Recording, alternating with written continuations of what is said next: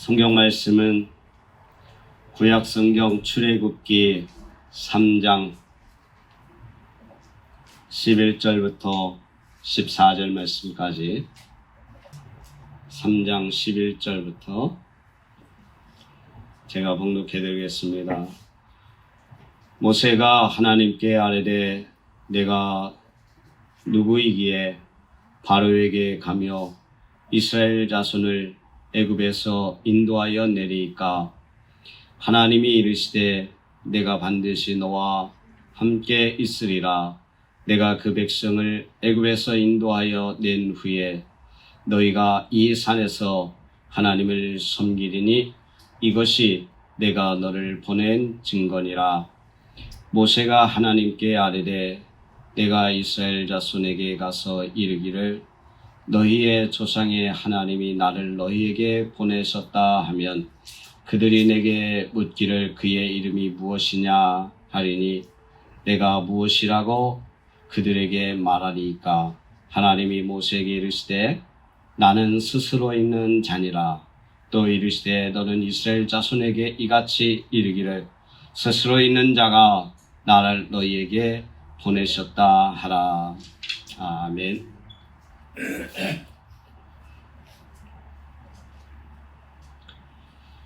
출애굽기 3장 11절로 14절 말씀의 배경인 이 출애굽기에 대해서 간단하게 말씀을 드리면, 이 출애굽기는 모세의 오경 가운데 하나이며 총 40장으로 이렇게 되어 있습니다.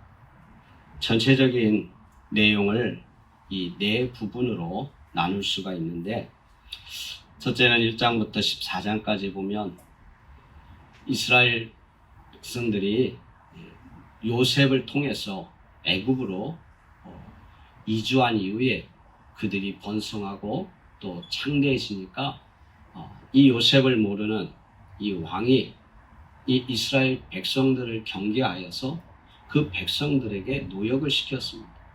그래서 그 노역으로 인한 학대가 심해지고 또 고통이 가중되니까 이 이스라엘 백성들이 하나님께 부르짖었습니다. 그래서 모세를 통하여서 하나님께서는 이스라엘 백성들을 그를 출애굽시키는 그 과정을 1장부터 14장까지 이렇게 기록되어 있고, 또 15장부터 18장까지는 광야에서 그들이 출애굽한 이후에 광야에서 겪는 여러 가지 사건들을 기록하고 있는데, 특별히 네 가지 사건을 나눌 수가 있습니다. 마라의 쓴물, 만나와 메추라기, 르비딤 반석의 물, 또 아말렉과의 전쟁, 이런 사건들이 기록되어 있고, 또 19장부터 34장에는 모세가 시내산에서 하나님 앞에 계시를 받는 것입니다. 율법의 계시와 또 후반부에 성막을 짓는 그 성막의 아주 세세한 내용을 하나님으로부터 계시를 받는 내용이 기록되어 있고, 또 35장부터 이 40장까지는 이제 성막을 짓는 과정이 기록되어 있는 것이 출애굽기 전체 1장부터 40장까지의 내용입니다. 본문 3장 11절로 14절까지의 그 배경적인 내용은 무엇이냐면, 하나님이 모세에게 호렙산에서 이 호렙산 떨기나무 가운데서 모세를 부르시는 그 장면인 것입니다. 그래서 모세와 하나님과의 대화의 내용인데, 이 장소에서 하나님이 모세에게 이스라엘 백성을 구원하라고 하는 사명을 모세에게 부여하고 있습니다. 이 장면을 통해서 모세는 내가 누구이기에 이스라엘 백성을 인도할 수 있습니까? 라고 하면서 자기 자신에 대해서 묻고 있습니다. 자기 자신에 대해서.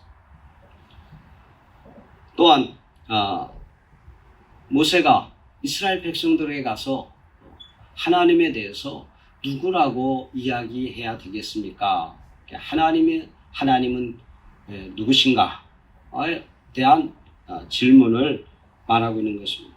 11절에 내가 누구이기에 바로에게 가서 이스라엘 자손을 애굽에서 인도하여 내리까? 라고 말하는 그 내가 누구이기에 라고 하는 것은 모세가 자신의 처한 사정과 자신의 처한 형편을 잘 알고 있습니다. 어떻게 알고 있느냐? 나는 너무 초라하고 나이가 모세를 부르실 때 80이라고 하지 않았습니까?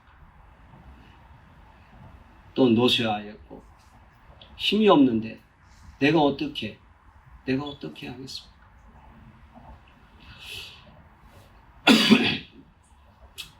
반면에 또한 하나님은 누구십니까? 라고 하는 질문을 합니다. 13절에 하나님 내가 그들에게 가서 이스라엘 백성들에게 가서 하나님을 무엇이라고 그의 이름을 무엇이라고 이야기하겠습니까? 해야 되겠습니까? 그때 하나님이 뭐라고 말합니까? 나는 스스로 있는 자니라. 나는 스스로 있는 자. 원문을 보면 나는 나다 라는 뜻으로 해석될 수 있습니다. 나는 나다. 나는 나다라는 것은 아무 제약이나 또 누구의 간섭이나 어떤 것에 대한 제한을 받지 않는 그런 존재, 그런 것을 말하고 있습니다. 어떤 것에도 제한받지 않는 존재가 바로 나는 나다. 나는 스스로 있는 자다. 너희는 부모를 통해서 또 태어날 수밖에 없지만 나는 스스로 있는 자다. 스스로 있는 자. 그래서 우리는 이 본문을 통해서 얻을 수 있는 교훈은요. 이스라엘 백성들이 하나님 앞에 고통 가운데서 있을 때 하나님이 그들의 고통과 그들의 부르짖음을 잘 알고 있었다는 것입니다. 이 출애굽기 2장 24절로 25절 말씀입니다. 이스라엘 자손의 고통과 또 고난을 받는 것을 하나님은 들으시고 그들의 선악을 기억하고 하나님께서는 돌보아 주셨다는 것을 알 수 있습니다. 부르짖음을 듣고 그들의 고통을 알고 하나님은 그들을 보고 계셨다는 것입니다. 우리가 이 땅에 살면서 우리의 고통의 문제, 그 하나님은 잘 알고 있습니다. 내가 어떤 상황에 처해 있는지 하나님은 알고 계시다는 것입니다. 나를 하나님은 늘 지켜보고 계시고 늘 나와 함께 계시고 내 상한 그 상황을 하나님은 보고 계시다는 것입니다. 이스라엘 백성이 하나님 앞에 이렇게 부르짖을 때 하나님께서는 그 백성과 미리 예전에 약속을 해 놓으셨습니다. 아브라함과 하나님과 약속을 했습니다. 어떤 약속이냐? 그들이 400년간 애굽에서 종살이하고 그 이후에 그들을 하나님께서는 애굽에서 나오게 하겠다는 아브라함과의 약속. 그래서 하나님은 나는 아브라함의 하나님, 이삭의 하나님, 야곱의 하나님, 요셉의 하나님. 누구의 하나님? 우리의 하나님이십니다. 아브라함의 하나님, 이삭의 하나님, 야곱의 하나님, 이삭의 하나님, 요셉의 하나님이라는 것은 곧 하나님의 자녀들, 하나님의 백성들, 우리의 하나님이십니다. 그래서 하나님은 우리를 잘 알고 계세요. 그리고 우리를 잊지 아니하시는 하나님이시라는 것을 이 출애굽기를 통해서 알 수 있습니다. 긴 세월 400년이라는 긴 세월이 있었음에도 불구하고 하나님은 잊지 아니하시고 그 언약을 기억하셔서 그 언약대로 그들을 애굽에서 출애굽 시키신 것입니다. 하나님은 나에 대해서도 우리에게 성경에 하나님은 약속하셨습니다. 하나님의 약속은 절대로 변하지 아니하시고 절대로 그 하나님의 약속은 하나님께서 반드시 지키신다는 것입니다. 세상 사람들은요, 잊어지기가 쉽습니다. 오랫동안 연락을 안 하면 잊어질 수밖에 없어요. 지금 아이들 보면 중학교 친구들끼리 막 모이면서 평생 안 잊을 것 같은데, 중학교 친구들 몇 명이나 기억합니까? 고등학교 친구들, 또 초등학교 친구들. 사람이 세월이 지나면서 다 잊어지게 돼요. 잊어지게 돼요. 그런데 하나님은 절대로 잊지 않습니다. 우리나라가 한때 전 세계에서 고아 수출국 1위인 적이 있습니다. 낳기만 하고 책임지지 않으니까 고아가 생기는 것입니다. 물론 환경이 고아를 만들 수밖에 없는 환경일 수도 있어요. 교통사고가 나가지고 부모가 갑자기 돌아갔었을 때 고아가 될 수 있죠. 그러나 대부분 책임을 지지 않기 위해서 아이들을 버리는 경우가 더 많았기 때문에 그렇습니다. 사람은 책임을 지지 않지만 하나님은 책임을 진다는 것입니다. 우리를 어떻게까지 책임을 지셨습니까? 당신의 하나밖에 없는 아들 독생자 예수 그리스도를 이 땅에 보내시기까지 하면서 우리를 책임져 주십니다. 우리를 사랑해 주시는 하나님이죠. 사람은 어려운 것을 보면 외면할 수도 있습니다. 그래서 어려운 사람들이 있을 때 많은 사람들이 솔직히 외면하지 않습니까? 예수님께서 사마리아 비유를 말씀하실 때 레위인 제사장들 그 아픈 사람을 보고 외면하지 않았습니까? 많은 사람들은 다 그렇게 하지 않습니다. 외면하지 않습니다. 그런데 하나님은 절대로 외면하지 않습니다. 내가 어떤 상황에 있든지 어떤 처지에 있든지 우리 하나님은 우리를 외면하지 않습니다. 내 형편이 어렵고 내가 아무리 부족하고 연약하다 할지라도 하나님은 나를 외면하지 않습니다. 왜? 우리 하나님은 전능하신 하나님이시기 때문에 불가능한 것이 없는 스스로 있는 자 아무 것에도 제한받지 않는 하나님이시기 때문에 외면할 필요가 없습니다. 하나님은 우리를 도와주실 수 있기 때문에 하나님을 판단하고 하나님을 제한하는 것은 누구입니까? 바로 우리 인간이지 않습니까? 이건 하나님이 못할 거야 라고 내가 판단하는 것. 그러나 우리 하나님은 제한받지 않는 하나님이십니다. 그 하나님이 우리를 돌보시고 지키시고 도와주시고 하나님이 우리를 축복해 주신다는 것을 믿으시기를 바랍니다. 하나님은 현재 나의 생활과 나의 환경을 잘 알고 있습니다. 출애굽기 15장에서 18장까지 아까 제가 말씀드렸던 그 4가지 사건이 있지 않습니까? 이스라엘 백성들이 마라의 쓴물을 만났을 때 어떻게 했습니까? 홍해를 건너서 이 수루 강야로 이스라엘 백성들이 들어왔을 때 사흘 길을 걸었는데 물을 만나질 못한 거예요. 이 광야에서 사흘 길을 걷는다는 것이 얼마나 힘이 들겠습니까?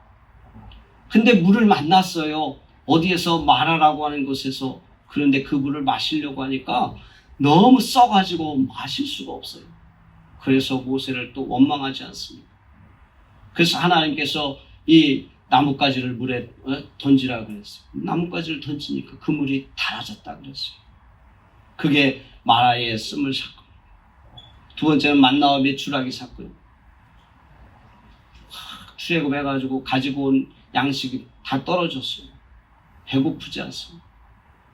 그랬더니 사람들이 또 원망하지 않습니까? 애굽에 있을 땐 그래도 고깃가마 옆에 있었고 식량 옆에서 있었는데 그걸 원망하는 것입니다. 배고픔만은 면했다는 것이요. 그래서 하나님께서 이스라엘 백성들에게 저녁에는 메추라기를, 아침에는 만나를 주셔서 그들의 배고픈 문제를 해결해 주셨습니다. 또 신광야에 이르렀을 때, 신광야를 통해서 르비딤이라는 곳에 이르렀을 때에는 또 거기서도 목이 말랐어요. 물이 없어요. 막상 정착을 해서 보니까 물이 없어요. 거기서 또 모세를 원망. 하나님은 모세를 그 시내산에 오르라 해서 시내산의 반석을 깨트리게 하십니다. 그 르비딤에서 하나님은 그들에게 또 물을 허락하셨습니다. 그들이 르비딤에 있을 때에 아말렉이라고 하는 이 족속들이 쳐들어왔어요. 모세가 할 수 있었던 것은 하나님 앞에 기도하는 것밖에 없었습니다.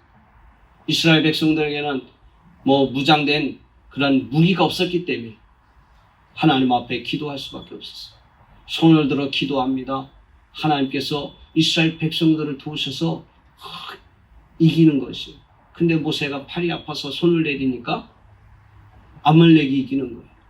그것을 누가 봤습니까? 아론과 홀이 보고 모세를 앉혀놓고 아론과 홀이 모세의 팔을 붙들어 주었습니다. 그러니까 이스라엘이 아말렉을 물리칠 수 있었던 것입니다. 이런 상황들을 하나님은 이 출애굽기를 통해서 보여주시듯 우리의 처한 상황, 내가 현재 겪고 있는 일들을 하나님은 해결해 주실 수 있다는 것입니다. 어떤 문제든지 하나님 앞에는 그것이 문제가 되지 않습니다.